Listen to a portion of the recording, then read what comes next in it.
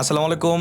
আমাদের এই বছর 2025-26 সেশনের মেডিকেল ভর্তি পরীক্ষায় একজন গর্বিত শিক্ষার্থীর সাথে আমরা কথা বলবো। আমরা তার কাছ থেকে জেনে নিই তার পরিচয়। আসসালামু আলাইকুম সবাইকে। আমার নাম দিশা মণ্ডল। আমি বিকারনেসের স্কুল থেকে এবং হলিক্রস কলেজ থেকে পাশ করেছি এবং এবার মেডিকেল ভর্তি পরীক্ষা 2025-এ জাতীয় মেধা তালিকায় আমি 97তম হয়েছি। আমি মেহেদি কেমিস্ট্রি একাডেমিতে সেকেন্ড ইয়ারে ভর্তি হয়েছিলাম এবং পরবর্তীতে মডেল টেস্ট প্রোগ্রামে ভর্তি হয়েছিলাম এবং সেখান থেকে আমি আমার একাডেমিকে ক্ষেত্রে কেমিস্ট্রির যে ভিত্তিটা ছিল সেটা আমার আরও স্ট্রং হয়েছে এবং মডেল টেস্ট পরীক্ষাগুলো দেওয়ার মাধ্যমে আমার যে ভুল ত্রুটিগুলো ছিল সেগুলো আমি সমাধান করতে পেরেছি এবং আমার কেমিস্ট্রির ওপর যে স্কিলটা ছিল সেটাকে আরও ইমপ্রুভ করতে পেরেছি। যেহেতু অর্গানিক চ্যাপ্টারটা অনেকে একটু ভয় পায় এবং এটা একটু ব্রড সিলেবাসও, তাই সেক্ষেত্রে স্যারের পড়ানোর ধরনটা এবং কয়েকটা সেগমেন্টে যে ভাগ করাটা ছিল এটা আমার সবচেয়ে ভালো লেগেছে, কারণ সেগমেন্ট ওয়াইজ অধ্যায়টাকে ভাগ করার ফলে সেগুলো বুঝতে সুবিধা হয়েছে এবং আমাদের যে সৃজনশীল যে কোয়েশ্চেনগুলোও আসে সেগুলোও কিন্তু সেগমেন্টের ওয়াইজই আসে। এর জন্য সেক্ষেত্রে আমার অনেক সুবিধা হয়েছিল এবং পরবর্তীতে বিশেষ করে যে এমসিকিউ পরীক্ষাগুলো হয়েছিল এবং সাবজেক্টিভ পরীক্ষাগুলো হয়েছিল সেগুলো আমি অনেক ভালো করে দিয়েছিলাম এবং আমার খুব কাজেও এসেছে। আমার এই সফলতার পেছনে সবচেয়ে বড় তো কৃতজ্ঞতা জানে আমার সৃষ্টিকর্তার কাছে, যিনি সবসময় আমাকে গাইড করেছেন এবং তার আশীর্বাদে আমি এ পর্যন্ত আসতে পেরেছি। এবং এরপরে তার কাছে আরেকটি সবচেয়ে বড় আমার পাওনা হইতেছে আমার পরিবার, এবং এটা আমার সবচেয়ে বড় ব্লেসিং, কারণ আমার মা বাবা এবং দুই বোন সবসময় আমাকে সাপোর্ট করেছে, গাইড করেছেন। বাবা মা তো কোচিংয়ে নেওয়া আসা যাওয়া পরিশ্রম করা সেটা তো অবশ্যই করেছে এবং সবসময় আমাকে সাহস জোগাতো। আমি যখন কোনো পরীক্ষায় হয়তো বা আশানুরূপ করতাম না তখন আমাকে তারা কখনো বকা দিত না, তারা বলতো যে সমস্যা নেই, এবার তো হতেই পারে, পরের বার ভালো করবা এবং যে ভুলগুলো হয়েছে সেগুলোর উপর কাজ করো। আর আমার বড় দুই বোন তো আমার আলটিমেট ব্লেসিং, তারা মানে সবসময় আমাকে অনেক হেল্প করেছে। আর মেজু বোন, আমার মনে পড়ে আমার যে স্কুল লাইফে এমনকি সৃজনশীল লেখাটাও আমাকে আমার মেজু বোনই শিখিয়েছিল। সে এখন ঢাকা ইউনিভার্সিটির ফিজিক্সে পড়ে 4th ইয়ারে। আর বড় বোন হচ্ছে রংপুর মেডিকেল থেকে MBBS পাশ করেছে, এবার BCS এ জয়েন হবে। সেও আমাকে সবসময়, সে হয়তো রংপুরে ছিল কিন্তু সবসময় আমাকে এমনকি ভিডিও কলেও যখন আমি যখন আপসেট থাকতাম আমার ভিডিও কলে পড়াশোনা করতাম। তারপর মানে 3 বোন আমরা সবসময় অনেক কানেক্টেড ছিলাম এবং যে কোনো প্রয়োজনে সেটা পড়াশোনার বিষয়ে হোক বা কোনো মেন্টাল সাপোর্টের ব্যাপারে হোক, কোনো কিছু শেয়ার করতে চাই তখন তারা আমাকে সবসময় সাপোর্ট করেছে। এর জন্য আমি খুবই খুবই কৃতজ্ঞ এবং তাদেরকে ধন্যবাদ দিয়ে আর কতটুকু জানাবো। আসলে আমাদের পরিবারে কাউকে আসলে কখনো চাপ দেওয়া হয়নি যে তুমি এটার পিছে যাও বা এটার পিছে যাও, তোমার নিজে যেটাকে তোমার ফিল করো বা তোমার যেটা নিজের কাছে স্বপ্ন সেটার দিকে যাও। তো আমার অনেক ছোটবেলা থেকে ডাক্তার হওয়ার ইচ্ছা, সেটা আমি মানে কেন যেন আমার এটা আগে থেকে এটা পার্সিউ করার একটা ধারণা ছিল। তো সেটা আস্তে আস্তে যখন আমি সায়েন্সের সাবজেক্ট 9-10-এ উঠেছি তখন আমি দেখতে পেরেছি যে আমার বায়োলজি টার্মগুলো বা সাবজেক্টগুলো ভালো লাগে বা মানুষকে যে চিকিৎসা করার যে ব্যাপারটা সেটাকে আমার খুব ভালো লাগে। এবং আমি যখন আমার বড় বোনও এই প্রফেশনে গিয়েছে তার কাছ থেকেও জেনেছি যে প্রফেশনটা আসলে অনেক ভালো এবং মানুষের কাছে গিয়ে মানুষকে যে সেবা করার ব্যাপারটা সেটা নিশ্চিত করা যায়। এর জন্য আমি এই প্রফেশনটা চয়েস করেছি এবং আমার মা বাবাও সেটাকে সাপোর্ট করেছে।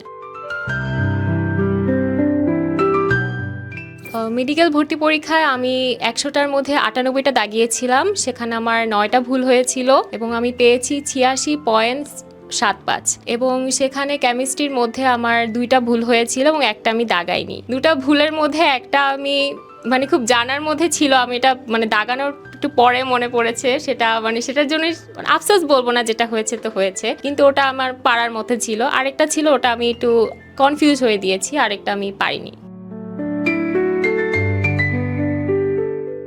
অ্যাডমিশনের ফেজটা সবচেয়ে বড় ব্যাপার হইতেছে কনসিস্টেন্সি ধরে রাখাটা, যে অনেকে তো অনেক কিছু করবে বা কারোর সাথে তুলনা না, নিজের সাথে নিজের ইমপ্রুভমেন্টটা করতে হবে যে হ্যাঁ আমি ডে 1-এ আমার স্কোর ছিল এত, আমার তাহলে ভুল কোথায় হলো, বা আমার তো এটা পারার মধ্যে ছিলাম এটা কেন পারলাম না, বা আমি কি জিনিসটা পড়ি নাই দেখে কি পারি নাই, সেই জিনিসটা আমাকে আগে ফিগার আউট করতে হবে, সেই হিসেবে আগাতে হবে। তো যেমন আমার ফার্স্টে যে ডেইলি পরীক্ষাগুলো ছিল সেগুলো হয়তো আমি 50-এ 40-এর একটু কম পেতাম, পর আস্তে আস্তে সেগুলো 40-এর উপরে 45-এর ওপরে এরকম নাম্বার এসেছে। তো প্রথমে আমাদের ভয় পাওয়া যাবে না, অবশ্যই নিজের সাথে নিজের মেনটেন করতে হবে, মানে একটা গোল সেট করে রাখতে হবে। আমি যে জিনিসটা করতাম যে আমি প্রতিদিন একটা রুটিনের মতো করতাম, মানে প্রতিদিন আলাদা আলাদা রুটিন, কারণ এক সপ্তাহ রুটিন করে কোনো লাভ হয় না আসলে। প্রতিদিন হিসেবে আমি রুটিন করতাম যে হ্যাঁ আমি আজকে এই 1 ঘন্টার মধ্যে এটা শেষ করব বা 2 ঘন্টার মধ্যে শেষ হতো বা হতো না সেটা পরে বিষয়, বাট আমি একটা গোল করে রাখতাম যে একটা মাইন্ডসেট তৈরি হতো।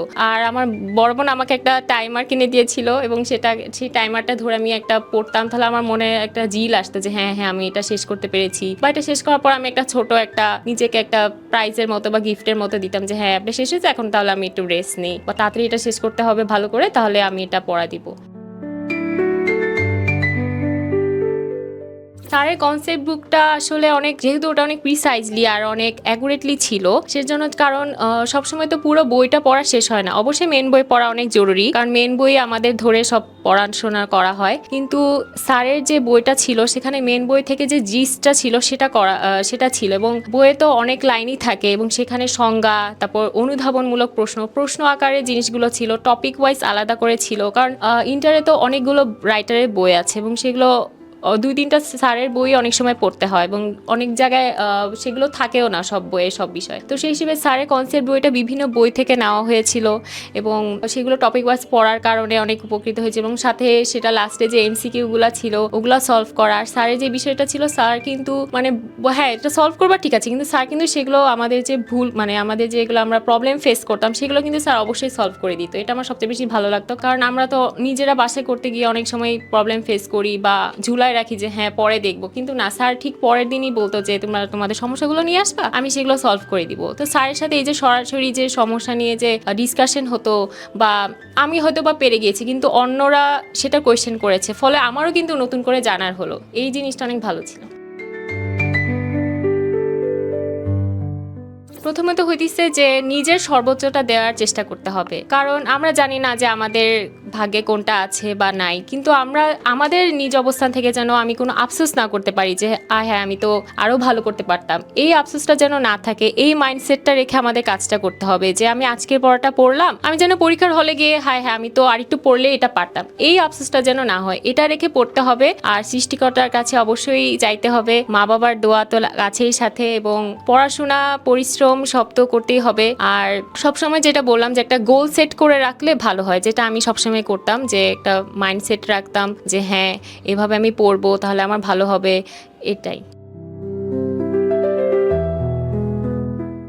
আমার পড়াশোনার ক্ষেত্রে আমি যে রুটিনটা বা স্ট্র্যাটেজিটা ফলো করতাম সেটা হচ্ছে যে আমি সবসময় নিজের মতো করে পড়ার চেষ্টা করতাম, যে আমার যখন ভালো লাগবে এবং আমার যখন ফোকাসটা থাকবে, মানে মানসিক শারীরিক দুটোই থাকবে, আমি তখন যেন আমার সর্বোচ্চটা দিয়ে পড়তে পারি, কারণ যখন আমার মন মানসিকতা শরীর ভালো থাকবে এবং তখন যদি আমি পড়াটা অনেক ভালো করে পড়তে পারি তাহলে আমার অনেক ইফেক্টিভলি হবে। এর জন্য হচ্ছে আমার একটা জিনিস ছিল, আমি রুটিন ধরে পড়তাম না, বলতে যে আজকে সকাল 4টায় ভোরে উঠবো, রাত 1টা পর্যন্ত পড়বো এরকম না, আমি আমার প্রতিদিনের যে পরের দিনে যে রুটিন ছিল সেই অনুযায়ী চলতাম, যে কালকে আমার তাহলে এই পরীক্ষা আছে, এটা পড়তে যতক্ষণ লাগে আমি এটা আজকে শেষ করব, এই হিসেবে পড়তাম, যে মানে ঝুলিয়ে রাখতাম না, এটা সবচেয়ে বড় ব্যাপার।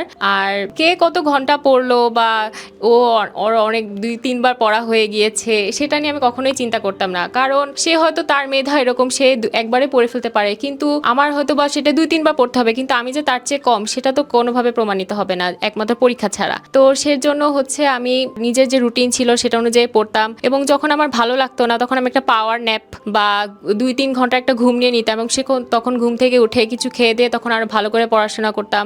আর খাওয়া দাওয়া ভালো করে করতে হবে। ধন্যবাদ জানাই দিশা মণ্ডলকে এবং আমরা মেহেদি কেমিস্ট্রি একাডেমি পরিবার পক্ষ থেকে তার এই অসাধারণ সাফল্যের জন্য তাকে অনেক বেশি অভিনন্দন জানাই। তার আগামীর দিনগুলো অনেক সুন্দর হোক এবং মহান আল্লাহ তাআলা তার মনের সকল আশা পূর্ণ করুক। ধন্যবাদ সবাইকে। আসসালামু আলাইকুম, আল্লাহ হাফেজ।